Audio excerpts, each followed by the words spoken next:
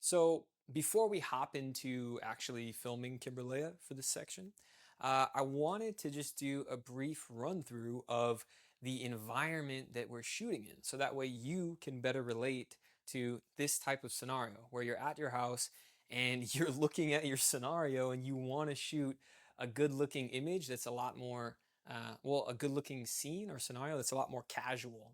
So if we take a wide shot and get to see this entire place, we can see that there's three primary natural sources of light. And this is the most important part of choosing where you want to shoot in your environment. Here is the first option. We would have the subject facing the window so that the majority of the light would be hitting their face, of course. The problem with that is if we flip around, this backdrop and here doesn't look so good. We have, this kind of stuff in the background.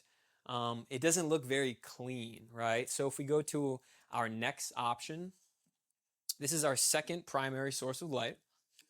What we might be able to do here is open up this window so that we can have the subject facing the light. But as you can see from this image, there's really not a whole lot of natural light coming in through this window, at least at this time of day. So that's something that you want to keep in mind is, are you shooting at noon? Are you shooting at sunset? What side of your house is getting light at which time of day?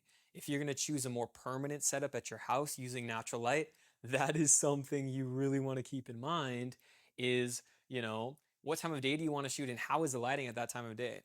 Here, if we were to set up the subject here, have the lighting, it doesn't work without really having to move around the different things at this house. So option two is really out of the question. Now, if we go to option three over here, we have this source of light that is coming in with a lot of diffuse light. We have Kimberly in the background doing her thing. So we have this large natural light right here.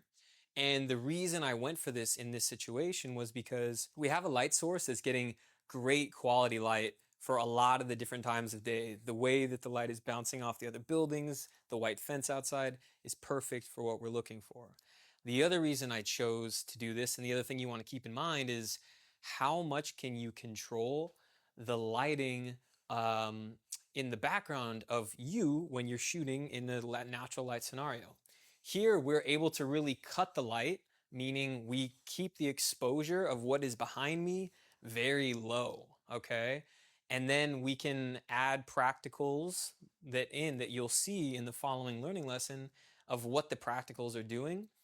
And this is really the most ideal setup for this person's house, for Kimberlea's place. So you're going to have a few different options at your house or wherever you want to shoot. You want to look at all your options. In this case, we had three.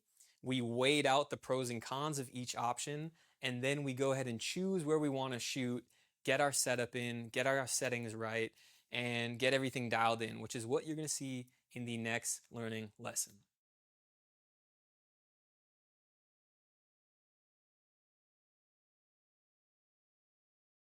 So for this setup, what we're going to be doing is we're Kimbalea's place, and this setup's going to be a little bit more difficult and a little bit more on the go. I wanted to give you an example of if you don't have an artificial lighting source, you don't have any external lighting, or you wanted to do something that maybe looked a little bit more casual and a little bit less produced, using natural light is perfect for that kind of scenario. So what we're going to be doing is taking a look in this situation to find where we can find a really good source of natural light coming through a window, coming through a doorway. And then we're also going to, of course, use proper focal length, proper framing. But more importantly, we're going to use exposure contrast and separation from our subject to the background to really create an image that looks good because we don't have a rim light or a hair light and we don't have bright artificial light to really make it look good. So with that said, we're going to take Kimberlea and we're going to choose a backdrop and then we're going to set everything up with the proper settings. So what we're going to do is actually take this area of the house and turn this into the setup. So right now, it doesn't really look like much, but what we're gonna do is open up this door. Oh, you see?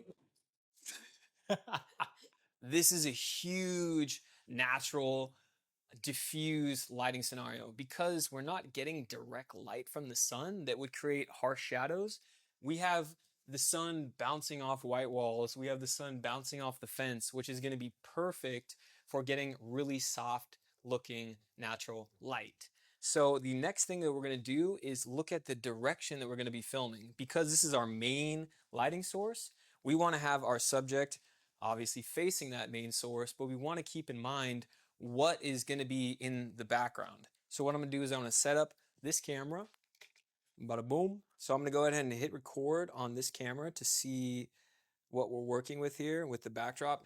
Of course, for this scenario, I would generally have a little bit more of a minimal background, but for something that's really easy, and if you guys want to pull out the camera to film a video at your house, we're focusing more on getting a good lighting setup and how to really use natural light. Don't focus too much on the background for this kind of scenario. So now that I know where I want to shoot, because we have this really nice natural lighting setup, we're going to do a before shot before we go into making the footage actually look good. So here's Kimberlea in. We're not paying attention to setting a good focal length, where our exposure is off, and really the lighting is just not good. So we're going to start from scratch and really build this up to a really good before and a really good after. And now, first step. Oh, we are opening the door and not hitting the wall. Perfect. So now we have a really good natural light source, and we're shooting at 24 frames a second, and we're going to move our shutter speed up to 1/50th. So we're doubling the speed of our frame rate. That's going to give us a really nice natural motion blur. Now, the other thing that I'm going to do is open up our aperture all the way because we don't have any external lighting. It's going to be really important to have a shallow depth of field to make this image look as good as possible. So I'm going to open up all the way, and I'm going to zoom in a little bit. Kimberly, you can step forward. Yep. Okay. And I'm going to raise the camera up. This is going to be her new style of shooting. She's going to always be standing in her future videos. So check out her YouTube channel for that. Okay, so this is looking pretty good already. Our white balance is already set pretty good, but let's just check if we move it up just a little bit. So our Kelvin rating, temperature is going to be at 5,000, and that's looking pretty good.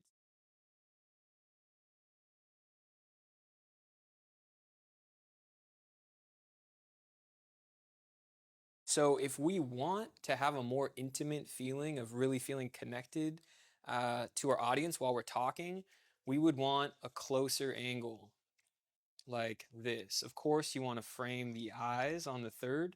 And if we want something a little bit, let me move that up a little bit. If we want something a little bit more informal or a little bit more fun and less planned, we would shoot wider like that. So this is looking pretty good so far. I think the next thing that what we would be doing in this situation is taking a look at what in the background we can turn down to create even more separation between her and the background. So what I'm going to do is flip these lights off. So we're turning on a practical in the background. Of course, this is not going to help with lighting our subject, but it's going to make the background feel a lot more alive. So now we have more light in the background. And because we're using natural lighting in this situation, we're not getting that really good rim light that we got in the other shot. So one of the tricks that I really want to show you guys is that if you can't create enough exposure contrast in camera by turning on lights in the background, by getting a light on your subject better, what you can do is change the shirt color or the color of the clothes that your subject is wearing. So Kimberlea is going to go switch her shirt really quick to create more contrast. So as you can see, we have Kimberlea. She changed her outfit to create more contrast with the background, which makes her as the subject stand out more. And we have this practical light on the back left, and we have this practical light on the back right. So you can see the before and after, before and after. So now that we really got our framing and our lighting really nailed, I want to show you guys the difference between having a very shallow depth of field, a wide aperture, and having a very narrow aperture with less depth of field, and how big of a difference that makes with a shooting scenario like this. So what I'm going to do is I'm going to increase our aperture, which is going to bring down our depth of field, and it's going to make everything in the frame a lot more in focus. And I'm going to bring up the ISO to make up for that increase in aperture so I can get the exposure right. And so here you can see the difference between an f10 with the subject and the background, and the difference between an f2.8 with the subject and the background.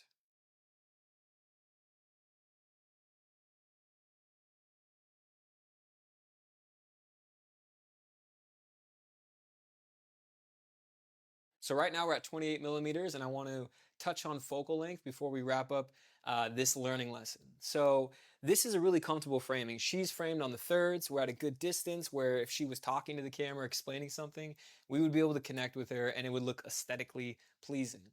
If we were to go from 28 millimeters to something much more zoomed in, like 60 millimeters, this is a completely different focal length that creates a completely different feeling. She didn't move, the camera didn't move, what she would be doing when it changed, but this would completely change the way you would feel about what she was saying. So it's something to really keep in mind when you're setting up your framing. You want to always be thinking about how you want your viewer to feel. So if I move it back out to a little bit wider, this is now we're at 24, which is a little bit too wide for the situation. But what I want to do before we wrap up here is, of course, when we just went to 60, it was too close. But if we move the camera further back and keep our subject where they are, and now what we did was we moved about 10 feet away from our subject and we zoomed in to 70 millimeters. So at 5 feet away from our subject, 70 millimeters was way too close. But with 10 feet distance, if you have that kind of room to move around in your scenario, you can actually get a really great compressed image with a very shallow depth of field by moving far back and increasing your focal length, making the number go higher, which creates a much more telephoto field of view. So you guys can see the difference between 5 feet away at 28 millimeters and now 10 feet away at 70 millimeters. Same scenario, different focal length, different distance from the subject to the camera, completely different aesthetic.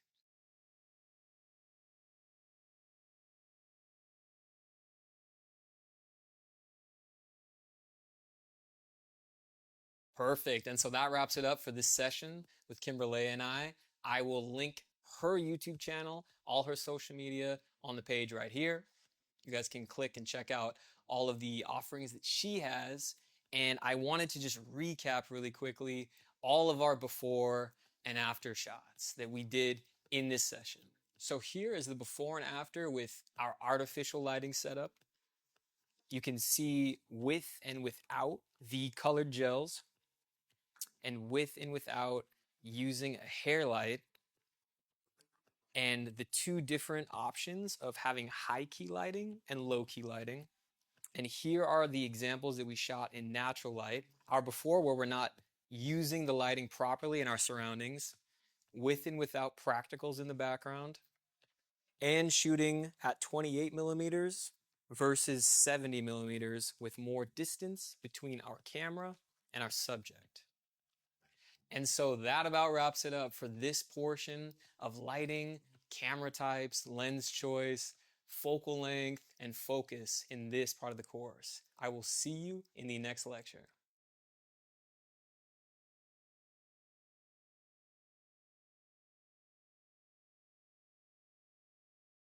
Alrighty, so now that you guys have been able to really see a behind the scenes look at how I choose my backgrounds, choose my lighting scenarios, set all the functions and settings on my camera. Now it's your turn. It's your turn to film a talking scene with your phone or your camera. And something that I want you guys to keep in mind while going through this learning exercise is that ideally you're actually talking to the camera and we'll be using your words or the topic that you're talking about to create a shot list of cutaway shots. Basically, it'll look something like this. But I am addicted to coffee. I just love the entire experience of it. Those lovely textured beans and then brewing it when you pour that. So it's pretty straightforward. Now it's your turn to shoot. You're gonna film one talking shot in two different ways, okay? The first way is gonna be the standard shot without any of the techniques that we've discussed so far in this course. This might be the way that you would film your video normally without having any idea of these new techniques and principles. And then the second way is going to be your upgraded shot with these new techniques that you've learned. And that's going to be framing, shot type, focus, exposure, distance between the subject and the background, right? Using a contrast in coloring, using lighting, and using good sound techniques. Then you're going to export your video link or screenshots with the standard and upgraded shot, one after the other, to the course Q&A. That way you can engage with your classmates, they can engage with you, you guys can critique each other's work, and you can all see how you can improve on your talking video shot for all your future videos. So hopefully that makes sense, and I will see you guys in the next lecture.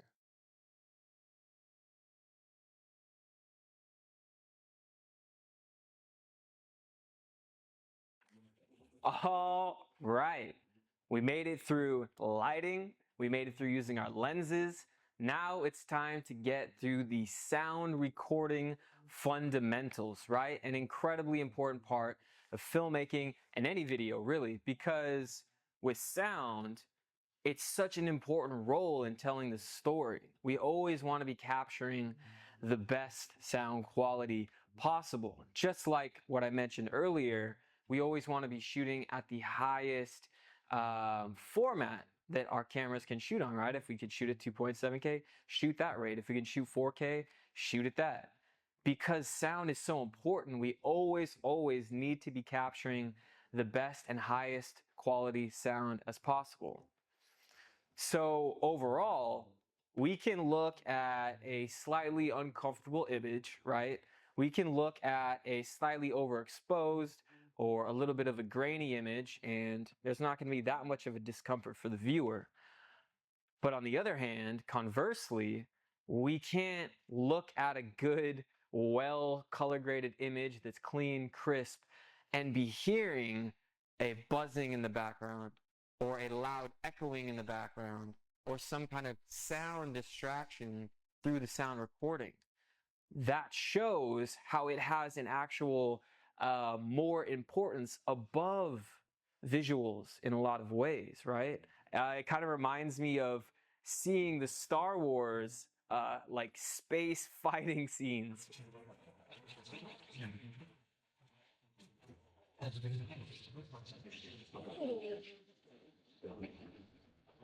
And when you take out the audio, it looks absolutely cheesy.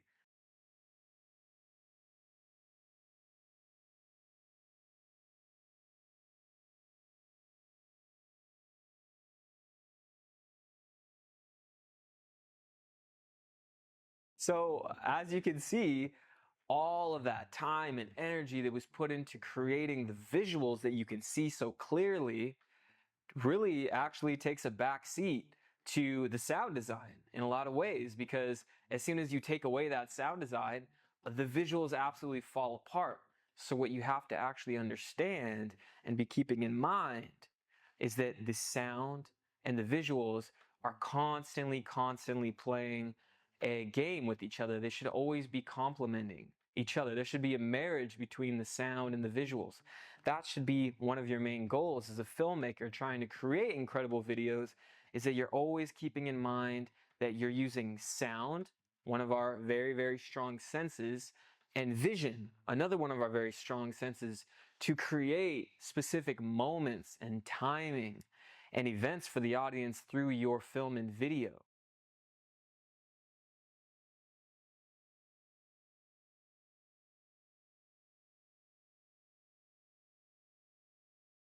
So getting into some keys of sound recording, one of the things I want you guys to kind of keep in mind when we go through this is that sound, just like the lighting, the lenses, the time of day, all these elements that we've been talking about are very, very subtle elements that you use to affect your audience. These are all things that they don't pick up on a conscious level, but are still affecting them. They don't say, this has really good sound design in a film. It's one of those very invisible elements that they pick up on subconsciously that's guiding the way that they feel. It's curating an experience. It's nudging them in specific ways, says, you should feel this way about this scene. You should feel this way about this subject. You should feel this way about this viewer. Getting back to the Star Wars, I guess because I just saw Rogue One, but if you pay attention to the sound design, let's say when Darth Vader moves into the frame, that's going to be a totally different soundtrack than when you see one of the heroes.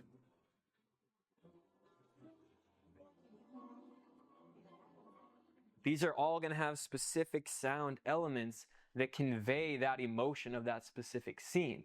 So let's get into some details on how to pick up the best sound in your video.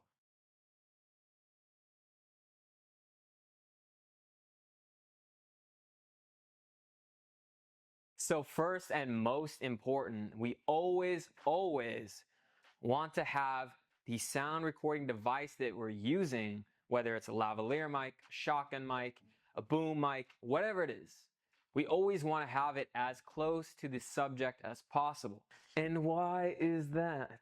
So what's interesting about recording sound, and it's very similar to when you're shooting video, is that when you move the camera away from the subject, and then let's say you zoom in, you're compressing the air, you're compressing the space between you and the subject, and it creates its own specific look. Now with the sound recording device that you're using, the more you move away the sound recording device further away from the subject, not only are you able to less isolate the sound only coming from your subject, but it's going to audibly and sonically pick up all the noises coming from your subject differently, because that space in between the microphone and the subject that's creating the sound, when there's space there, creates a different quality of sound, right? So I have a microphone right here that's about a few inches, from my mouth, that's emitting the source of sound that we want to be capturing for this video. If I were to use the same exact microphone, but simply change the distance from the sound source to the microphone, you would see it's going to sound incredibly, incredibly different. All right, so I have a lavalier mic that I've been using to record sound for this entire course. Now, if I move this lavalier mic further from me, where the sound source is coming from, you can tell that there's a quality difference, not just in the actual decibel audio levels, not in the amount of volume, but simply by changing the amount of space that comes between the microphone and the speaker, or where the sound source is coming from, the sound quality is changing. So if you can think about it as if you're having a conversation with someone, you're standing across from them or sitting across from them, and there's a certain distance between you two. There's a certain connection between you, the listener, the microphone, and where that sound, what you're listening to, is coming from.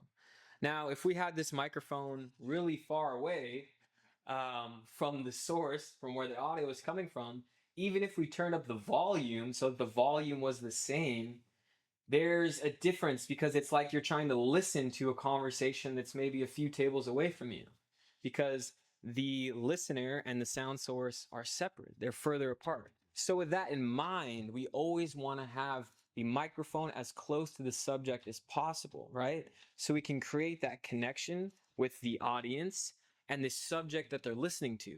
If the microphone is way out down the room, outside of the room, down the hall, whatever it is, there's not going to be that connection because they're going to be trying to hear what's going on from a distance, and it's going to create separation, right? And we always want to have a connected vibe and a connected feeling with the audience through sound.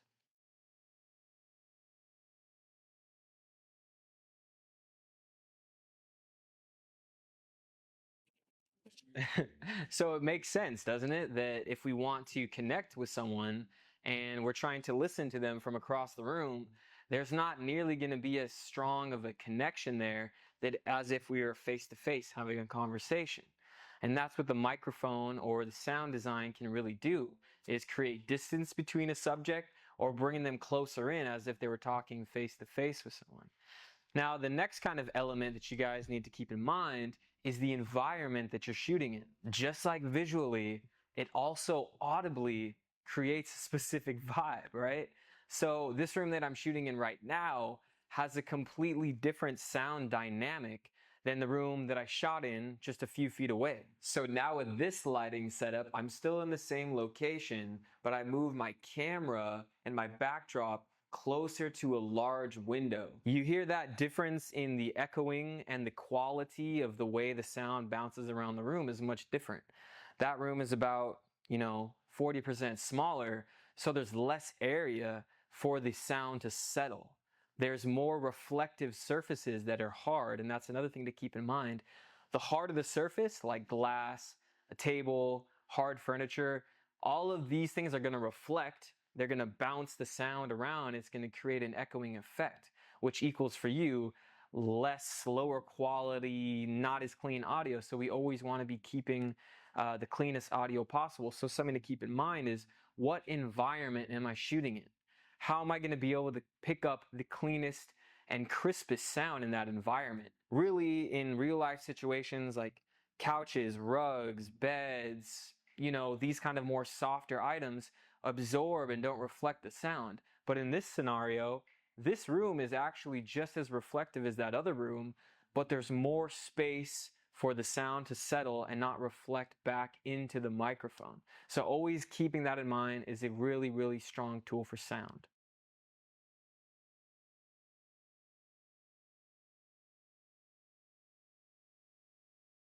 And lastly, before we get into the different types of microphones and when to use them, is capturing room tone.